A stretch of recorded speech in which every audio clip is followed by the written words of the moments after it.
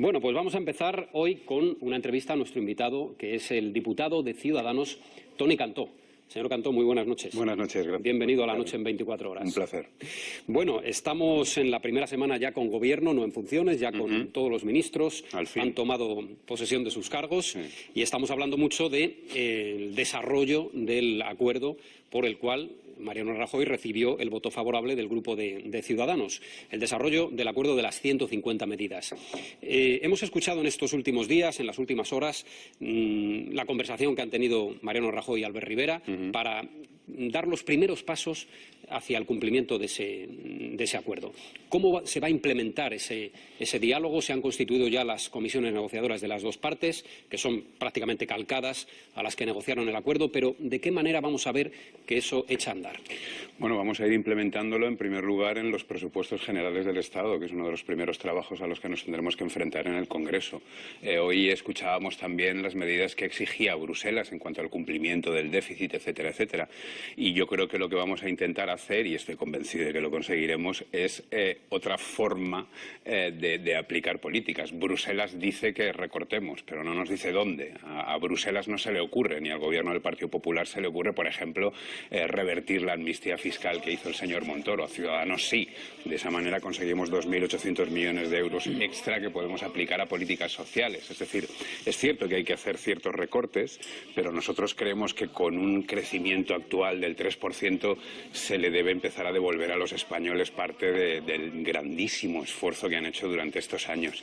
Entonces nosotros creemos que lo que hay que hacer es revertir algunos gastos. Esto de la amnistía fiscal es un buen ejemplo, pero hay otros en cuanto a burbujas que existen en nuestras administraciones y en las que nosotros queremos recortar para empezar a implementar políticas sociales que no ha llevado a cabo el Partido Popular durante estos años y que nosotros, pues, con toda la humildad de nuestros 32 diputados, vamos a obligarle a hacer.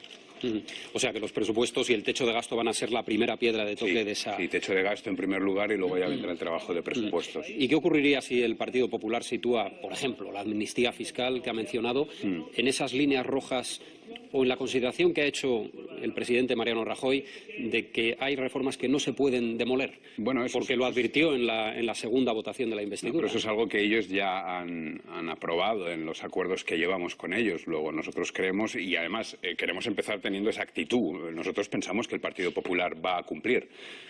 ¿Lo hará con entusiasmo? ¿Lo hará con rapidez? ¿Lo hará en la medida que nosotros quisiéramos? Pues ya lo iremos viendo. Por nosotros no va a quedar. Vamos a trabajar muy duro para que se implementen esas 150 medidas, porque estamos convencidos de que con ellas la calidad de vida de los españoles va a mejorar ostensiblemente. Ha dicho Albert Rivera ayer en un medio de comunicación que la legislatura podría ser menos corta de lo que algunos creen. ¿Están ustedes en esa idea de que podamos estar ante una legislatura de mínimo 3 años, 3 años y pico? Nosotros somos optimistas por naturaleza. Estamos aquí porque queremos cambiar las cosas. Si no creyéramos que se pueden cambiar, no estaríamos aquí. Y ese optimismo nos lleva, en principio, a pensar que vamos a estar muy vigilantes, que vamos a trabajar duro y vamos a presionar, porque es lógico, así es como se hace el trabajo. Se nos ha pedido un apoyo a un gobierno y nosotros hemos puesto unas condiciones. Pelearemos duro para que esas condiciones se cumplan, pero en principio nosotros estamos confiados e ilusionados de que ese extra, de que esa mejora que van a aportar los 32 diputados del Congreso de los Diputados de Ciudadanos van a conseguir que los españoles mejoren. Estamos convencidos y somos optimistas. Usted preside además la Comisión contra la Corrupción que se ha constituido en esta nueva legislatura.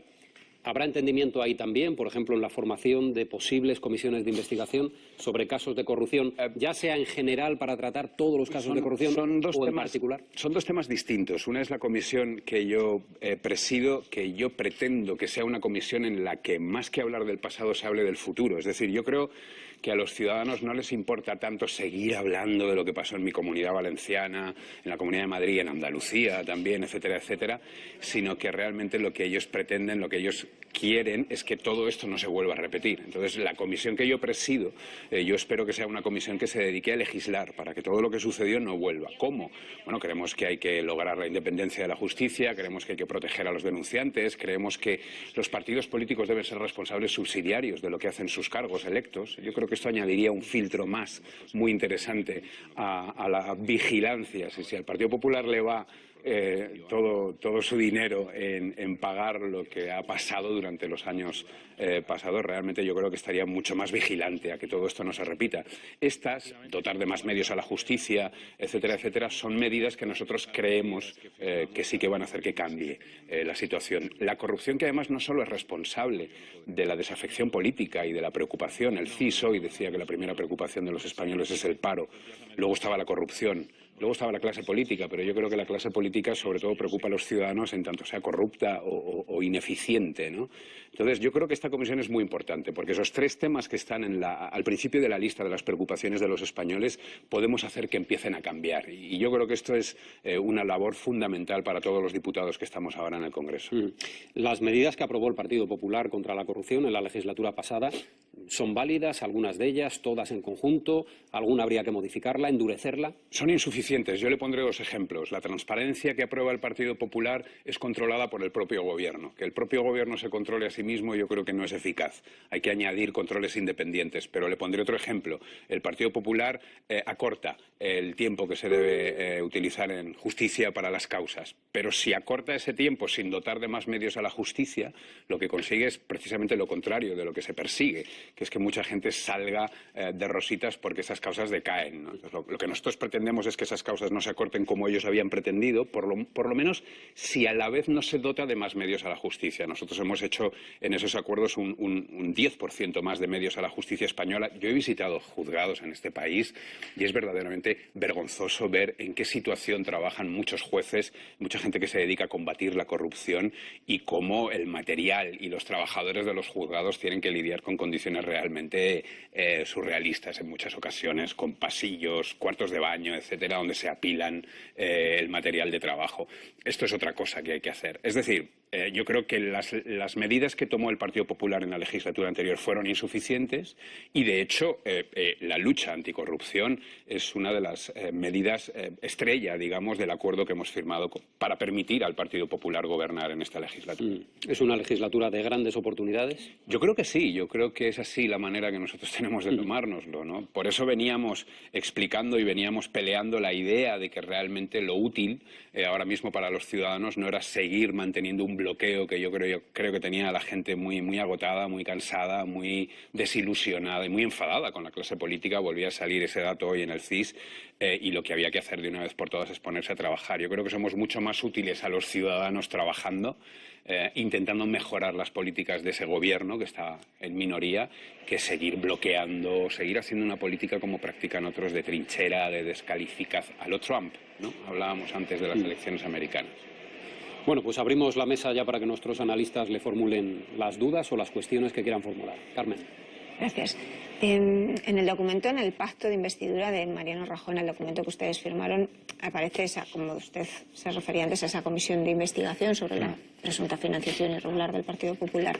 No hay fecha, pero sí hemos escuchado al señor Rivera hacer declaraciones sosteniendo que tenía que constituirse en un plazo máximo de 3 meses. Una vez que esto ya ha empezado a andar, ¿entienden, van a tensar la cuerda para que sean en esos 3 meses o entienden que eso puede llevar más tiempo y aceptarán que todo siga su curso? No veo ningún problema para que esa comisión se lleve a cabo en el plazo establecido. No creo que sea. Precisamente esa sí que no es un problema. Puede que sea más problemático otras cosas que son más complicadas, que afectan al presupuesto, etcétera, etcétera. Pero esa, hacer que pasen por una comisión de investigación los responsables para que sepamos exactamente qué es lo que ocurrió y, por lo tanto, que eso no vuelva a suceder, no veo. Desde febrero eso tiene que estar en marcha, ¿entiendes? Si contamos desde ahora. Sí, pero repito, yo quiero ser positivo y yo por ahora lo que nosotros estamos convencidos es de que el Partido Popular cumplirá. De otro modo, se arriesga algo muy grave, muy serio, y es que deje de tener el apoyo de Ciudadanos sin el que no puede seguir gobernando. No habría legislatura. Yo estoy convencido de que va a cumplir. Fermín.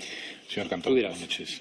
Escuchándole a usted, por ejemplo, reivindicar, exigir incluso que pueda revertirse la amnistía fiscal, que nos daría un fondo de casi la mitad de lo que nos reclama Bruselas y que podríamos a lo mejor orientar por ahí para evitar recortes y demás, bueno, pues se podría calificar o etiquetar su discurso de centro-izquierda, pide y coincide lo mismo que pide, por ejemplo, el Partido Socialista, pero en cambio, y permítame que termine la pregunta, escuchando a su compañero, el señor Garicano, cuando habla de la propuesta general en materia económica de su partido, más bien parece una oferta muy de derechas. Entonces, eso me lleva al resultado de la encuesta que hoy nos va a ocupar a lo largo del programa.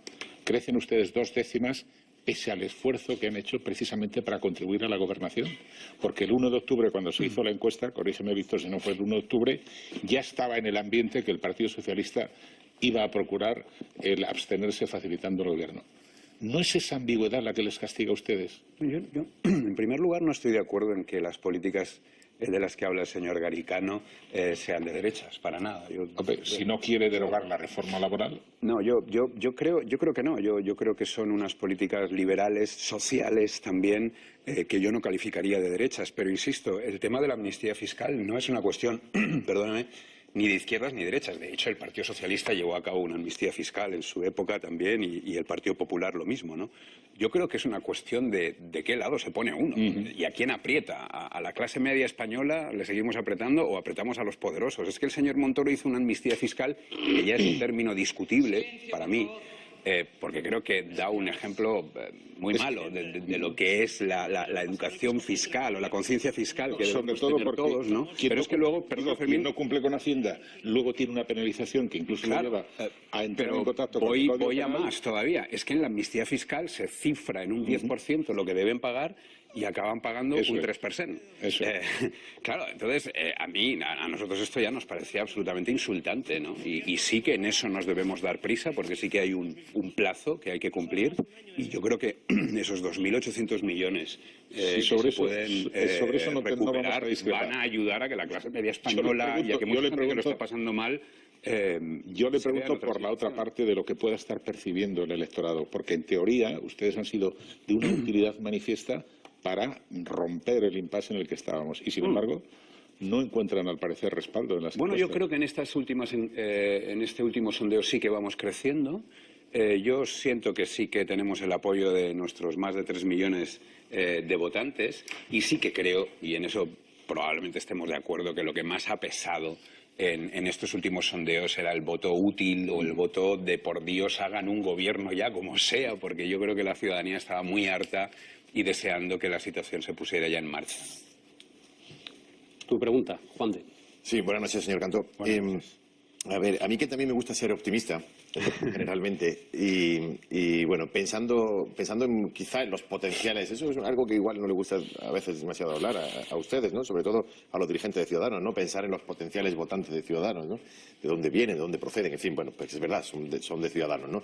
Pero ¿no le hubiera gustado que la influencia de Ciudadanos llegara hasta tal punto que, por ejemplo, Ciudadanos tuviera un ministro de Educación que fuera capaz de llegar a un pacto nacional por la educación, o un ministro de Justicia para resolver todos esos problemas de la justicia que acaba de mencionar, del retraso en materia judicial? Es decir, ¿por qué el apoyo externo, el ser socio preferente y no entrar en el gobierno para realmente modificar las cosas? Y es algo que podría incluso, o no, o si lo han reflexionado, tener una repercusión directa en beneficio electoral. Bueno, yo creo que sí que se ha reflexionado, se ha hecho público, se ha hablado mucho sobre este tema. Nosotros finalmente hemos decidido que éramos igualmente útiles desde fuera, obligando al Gobierno a llevar a cabo ciertas medidas, a esas 150 medidas a las que hemos llegado en este acuerdo.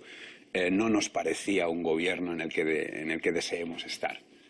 Por el currículum del señor Rajoy, sobre todo a la hora de luchar contra la corrupción y por el perfil del Gobierno, nosotros nos sentimos más cómodos fuera. Y además nos sentimos igualmente útiles, es decir, podemos seguir obligando a cada ministro, sin ser ministros, a hacer parte de las políticas que nosotros creemos necesarias para el país. ¿Y se lo plantearían en un futuro? Con otro gobierno, con otro presidente, creo que nuestro propio presidente Albert ya dijo en el pasado que sí, pero esas no son las circunstancias en las que nos encontramos ahora. Pero le habría gustado ser ministro de Cultura. No, yo no. Seguro que sí. Hombre, Digo yo, ¿no? No lo sé. Tal vez entonces se habría diferenciado educación de cultura. Hombre, yo ya que abrimos ese melón, a mí me parece importante que haya un Ministerio de Cultura porque envía un mensaje. También me parecía importante, se lo dije al señor Bert, que tener educación y cultura unidos era una oportunidad, porque yo creo que lo fundamental en este país es precisamente unir educación y cultura, y que la cultura, el arte, esté más presente en las escuelas, con nuestros hijos, porque esa es la mejor manera de crecer culturalmente hablando, ¿no? pero no se aprovechó esa situación en la que los dos ministerios andaban unidos. Y yo creo que algo tan importante para este país, que puede añadir tanto valor a la marca España, como ha añadido durante tantísimo tiempo, ¿no?, como la cultura, merece un mejor tratamiento por parte del Partido Popular. En los 150 acuerdos conseguimos un acuerdo para que el IVA, aunque solo fuera de los espectáculos en directo, se viera reducido. No lo conseguimos con el cine, fue absolutamente imposible con el Partido Popular, pero seguiremos trabajando para que eso llegue algún día. Yo creo que hay que pelear, y esto, perdonad que me explaye un poco más, pero como hombre que viene del arte y de la cultura me importa especialmente, por un sector que puede aportar mucho y en el que a veces hay una percepción errónea y como de privilegiados, cuando a la gente que le va bien en cultura es una ínfima parte, y hay miles y miles de familias que viven de las industrias culturales en nuestro país. Y yo creo que la principal tarea de nuestro gobierno ahora es crear riqueza y empleo, en cultura también. Y por eso un ministerio hubiera estado bien. Pero bueno, tenemos la influencia que tenemos, con 32 diputados. También esto es una cosa que hay que recordar de vez en cuando. Nos hubiese encantado tener 100, por supuesto, y seríamos muchísimo más decisivos. Pero bueno, tenemos 32. Lo que yo sí que creo es que pocas veces se habrá conseguido tanto con tan pocos... No, tampoco son tan pocos, con tan pocos diputados. Manuel, su turno. Sobre eso quería preguntar y reformular de alguna manera la pregunta de Fermín. Es verdad, son 32 escaños en las elecciones del 26 de junio y es verdad que hoy el CIS les sitúa ya casi de una manera permanente en una franja bloqueada del 12-13%, décima arriba, décima abajo. En su día, el presidente de su partido, el señor Rivera, dijo que iba a hacer una autocrítica sobre ese tipo de estancamiento. Yo tengo la pregunta es, ¿hay algún tipo de sensación interna en ustedes, en Ciudadanos, de que se ha tocado techo electoral? Es decir, el resultado en el País Vasco, el resultado en Galicia ha sido para ustedes, pues, no han tenido ningún escaño. Me imagino que les habrá sentado mal, no esperaban ese tipo de resultados. Y una cosa es la legislatura, los acuerdos de legislatura que puedan llegar con el Partido Popular, pero otra cosa es lo orgánico, la vida orgánica del partido. Y es verdad que hay comunidades autónomas, ciudades en España donde no existe, donde prácticamente Ciudadanos no existe. ¿Qué están haciendo en ese sentido? O si trabajan con la tesis de los 32 escaños y hasta aquí hemos llegado. ¿Hay esa percepción de techo electoral o están, en fin, qué están haciendo en estas comunidades, ciudades donde no tienen ningún tipo de representación? Yo realmente creo que a partir de ahora, cuando Ciudadanos vaya consiguiendo esas mejoras en el gobierno del Partido Popular, vaya demostrando, por tanto, su utilidad seguirá creciendo. Lo que sí que es cierto es que no debemos olvidar que hemos recorrido un grandísimo camino. Somos la cuarta fuerza política en España, somos la tercera a nivel municipal y todo eso se ha conseguido en poco tiempo. En los análisis que usted cuenta estamos de acuerdo, es decir, que hay una parte orgánica en la que debemos crecer e implementarnos en muchos lugares, sí. Pero claro, es que el Movimiento Ciudadano nació hace año y poco y realmente a la hora de algo que te das cuenta cuando haces campaña, cuando tienes que enfrentarte a las estructuras orgánicas de los partidos y a que estén presentes en absolutamente todos los lugares, eso al final pesa mucho, ¿no? Y el número de afiliados, etcétera, etcétera. Sí que es una de las tareas que nosotros tenemos pendiente, no porque se haya hecho mal, sino porque en poquísimo tiempo hemos conseguido muchísimo, ¿no? Pero queremos conseguir más. Pero sí, esa es una de las partes en las que queremos seguir trabajando. Hablaba usted antes de que son 32 diputados, con las limitaciones que eso implica. Yo quería preguntarle, Ciudadanos está en una apreciable posición porque puede decidir hacia qué mayoría decanta su voto. Puede decidir decantarlo hacia la mayoría en caso de que se articule en determinada votación contra el Gobierno o a favor del Gobierno. ¿Cuántas veces cree usted que esto ocurrirá? ¿Más veces contra o más veces a favor? No lo sé. Si cumplen con las 150 medidas, que es lo que nosotros estamos convencidos que va a suceder, porque es lo que debe suceder, si no, no habría gobierno, vamos a estar muchas veces a favor de lo que se dictamine desde el gobierno, de lo que se regule desde el gobierno, se legisle desde el gobierno.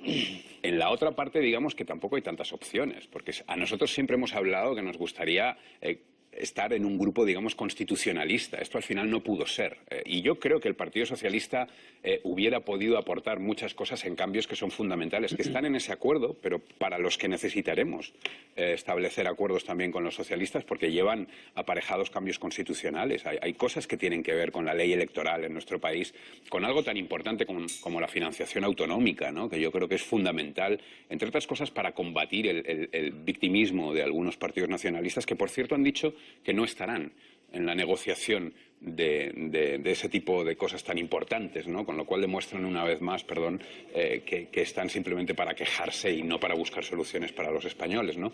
Pero digamos que hay una parte constitucionalista en la que nos gustaría estar. Digamos que hay otra parte en la que no vamos a estar nunca, porque están demostrando, y ahora estoy hablando de gente como Podemos, etcétera, que simplemente están, repito, como antes, a lo Trump, en descalificar, en insultar, en volver a cavar trincheras, en hablar de miedo, etcétera, etcétera. Pero fíjese usted, yo en la última sesión del Congreso les escuché atentamente a ellos, escuché a la gente de Esquerra Republicana, etcétera, etcétera, y todos tienen una cosa en común, incluso a los de Bildu, ¿no? No hubo una sola propuesta para los españoles. Hubo descalificaciones, hubo odio, hubo insultos, hubo apelación a las trincheras, a dividir a los españoles, pero no hubo una sola propuesta que pudieran aportar para que la vida de los españoles mejore. Con esos partidos nosotros tenemos poco que ver. Nosotros estamos en algo mucho más propositivo de trabajar para que la vida de los españoles mejoren. Yo creo que es lo que merecen y además es para lo que nos pagan el sueldo. Habrá pocas votaciones entonces en las que coincidan con Podemos o con Esquerra, ¿no?